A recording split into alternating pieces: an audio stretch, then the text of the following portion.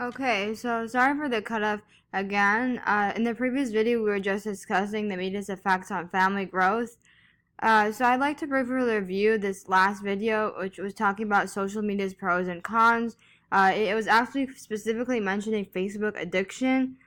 So this video talks about the social media pros and cons. Social media can lead us to compare ourselves. They are addictive. They harm face-to-face and human interaction, and that false information can spread quickly through social media. So as parents, you have to be very, very careful what your children are posting online and what you are posting online as well. The next part here we're going to talk about is how multitasking affects the brain and the way you think. Here we have a video by Stanford University's Clifford Nass, a researcher there, and here he elaborates on a plethora of topics from team building to the effects of multitasking. Through Nass' extensive research, multitasking provides major long-term deficits in memory management and the ability to switch from task to task. As a result, increased multitasking by an individual, as stated by Nass, leads to less efficiency in multitasking itself, causing a vicious cycle to emerge. Another video here is why is multitasking so hard? Psychology for Kids, experimental number 25. So multitasking is actually very difficult for the brain to do. It actually confuses the brain, causing the person to lose concentration on the main thing they are trying to focus on, such as homework. So let's briefly watch this video. Why is multitasking so hard? Yeah, I think you should go and have... Go on, try again.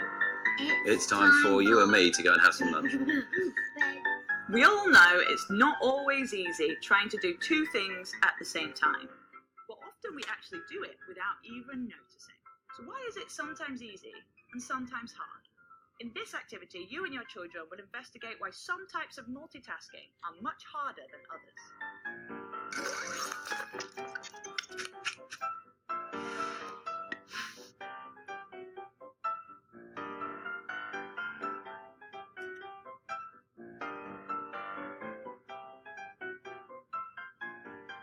So, have you ever tried to do two things at the same time? No. No? You're gonna stand on one leg, right, and then turn this round like that. You doing that? Right, and then you've got to try and draw a 6 in the air. Why is that so hard? Rotating your foot in one direction and trying to rotate your arm in the opposite direction is hard because you are using the same part of your brain to guide both limbs. We say that these two tasks interfere with each other. So I've got some other tasks here that we can also try and do at the same time. You'll need 6 tasks altogether. We used turning your arm clockwise, turning your foot anti-clockwise, reading, listening to someone else talk, counting, and listening to someone else count. But you and your children could try coming up with your own. You'll see that each one is identified as being either a body, or numbers task. Highlight these as you go through to get your child thinking about whether the task's identity might have an effect. Do you want to pick one from the top? Moving your arm, and pick one from the side. Reading. Okay, so what I'd like you to do is read a page of your book whilst you're turning your hand around like that. Can you do that? That's easy. Yeah, go on then, show me. I bet it's not.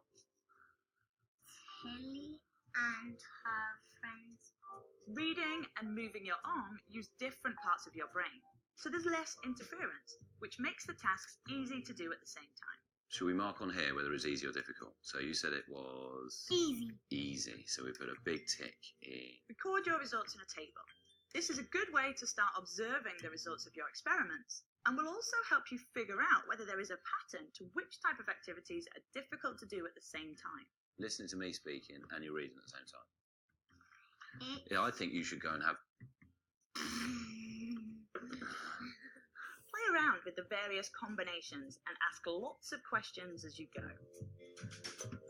Is that hard or is that easy? Hard. It is, isn't it? You should find that tasks of the same type, which are using the same areas of the brain, will cause more confusion, while tasks that use different areas of the brain are easier to perform at the same time. You move your hands all the time and you move your feet all the time. Why is it so hard to do at the same time? couldn't move them the different ways. You can move them in different ways. Do you think one of the reasons they were so difficult is they were so similar? Oh, okay. You can also overcome this interference with practice. You'll probably find patting your head and rubbing your stomach hard at first, but with practice it becomes easier and easier as your brain learns to treat that particular combination as one single activity rather than two.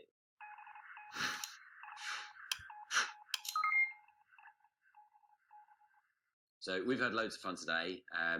To find out more and to find out about the science behind the experiments we've been doing, go to the RI website and don't forget to like and subscribe.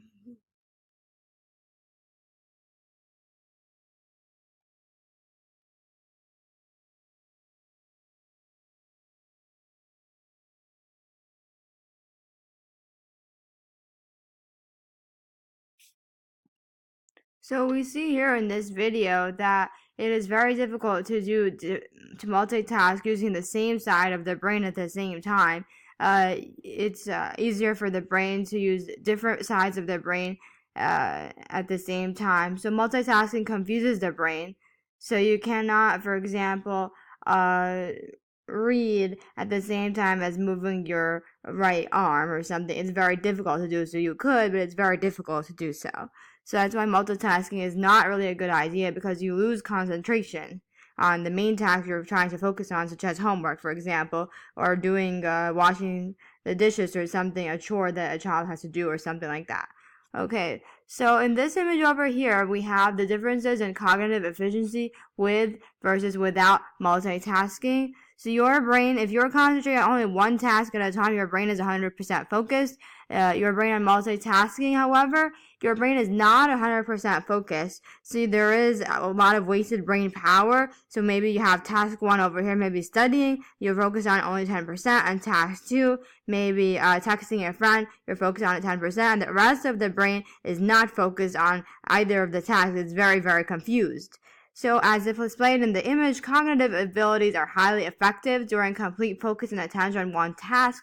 Without these essential qualities, effectiveness and task performance are dramatically compromised. Therefore, multitasking leads to a waste of potential brain power, which could have been harvested in other tasks, and a decline in the apparently completed tasks. The next topic we will discuss is tips, techniques, and solutions for parents using mindfulness and meditation to reconnect our disconnected kids by Kirsting 2016. So some solutions to social media addiction. Number 1, keep your child's room clean of screens. No screens, not even a TV, in a child's personal room ever. Number 2, your child's phone is your phone. So you have control over your child's phone. You can take it away. You can perhaps use screen time. And there's features on iPhones today that is a screen time where you can set certain hours on your child's phone to be downtime, so they cannot access, for example, Facebook or YouTube or Instagram or Snapchat and so on and so forth. Another thing is that there's no electronics during dinner time, including parents and children. There is no TV, no smartphones, no tablets, etc. Dinner time and any family time, family meal is a precious time to talk with your child about their day and notice if they have any problems or issues, including academic issues, mental health, or psychological health issues, etc. Number 4, you should limit screen time for entertainment purposes, including TV, to only 2 hours per day. This is for any age of any child. However, any child under the age of 2 should not be exposed to electronic devices at all, since their brain is very fragile, and this is according to the American Academy of Pediatrics. Number 5, you yourself as a parent be a role model. Spend more time with your children and your family rather than with electronic devices. A very important thing is that there is no phones or devices in your child's bedroom. In your children's bedrooms, you should need to have a device-free room in your house. Perhaps at nighttime, you can charge your devices in a room far away from the bedroom. Do not allow your child to bring their electronic devices to their bedroom. This increases the temptation to constantly check their device and not be able to sleep, and this can lead to sleep deprivation.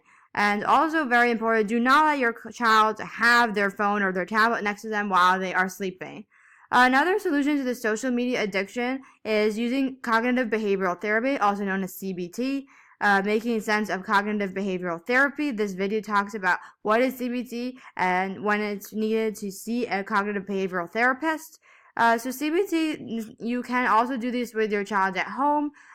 You can do this by, you don't necessarily have to take your child to a professional psychotherapist if it's not needed, if your child is not having a mental or psychological health issue.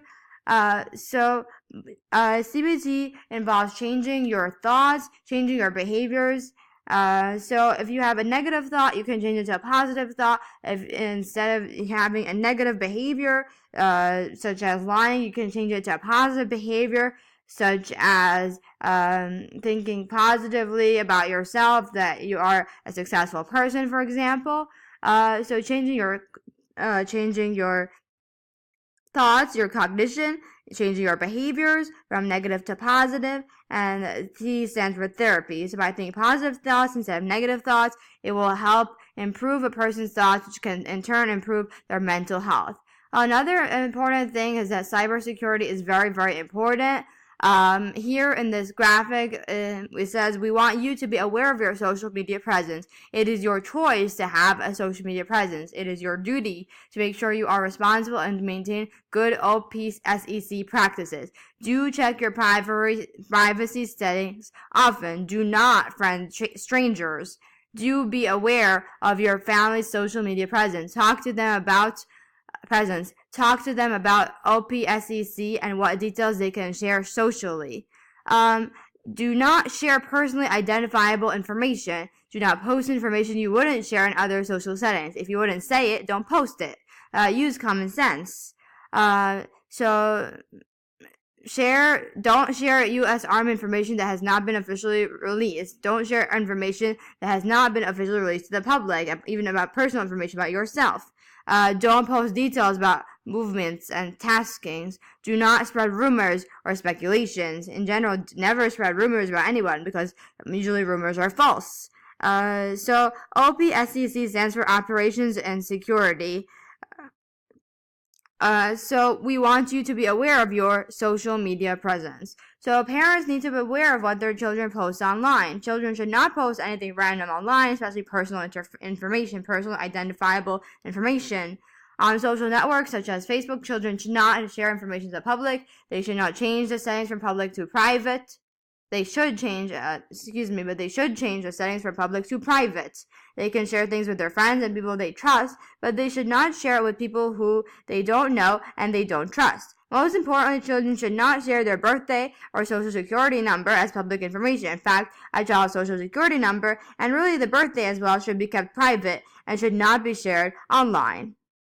In a lot of social networks such as Facebook ask you for a birthday and so on, but really you should not share them with the public. You can keep it private to yourself and not to the whole. It should not be public and shared with the whole world. It's not a good idea, even for adults. Next thing we'll discuss is helpful resources for parents. One of the important things for parents and for kids is to have adequate sleep each night for children and adults. It's very, very important. Teenagers need 8 to 10 hours of sleep per night. However, a lot of teenagers do not get adequate sleep, especially in high school. This is really important, and especially in the adolescent years, since the brain is still in a period of development. Adolescent years are the most important and most critical time of a person's brain development. If any teenager is struggling with mental health, they should not be afraid to talk about how they feel with a mental health professional. Usually there is a stigma of talking about how you feel with mental health professional. However, really, parents should encourage their teenagers or their children to talk with a mental health professional if there is a psychological issue that needs to be discussed or addressed.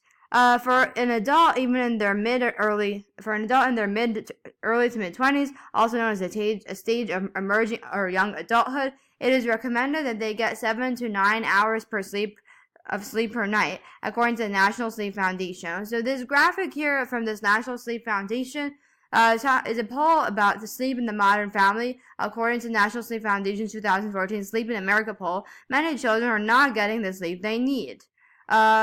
Children 6 to 10 years old are getting about 9 hours per sleep a night. Children 11 to 12 years old are getting about 8 hours to sleep per night. Children of 13 to 14 year olds are getting about 7 hours. sleep per night. Children 15 to 17 years old are getting about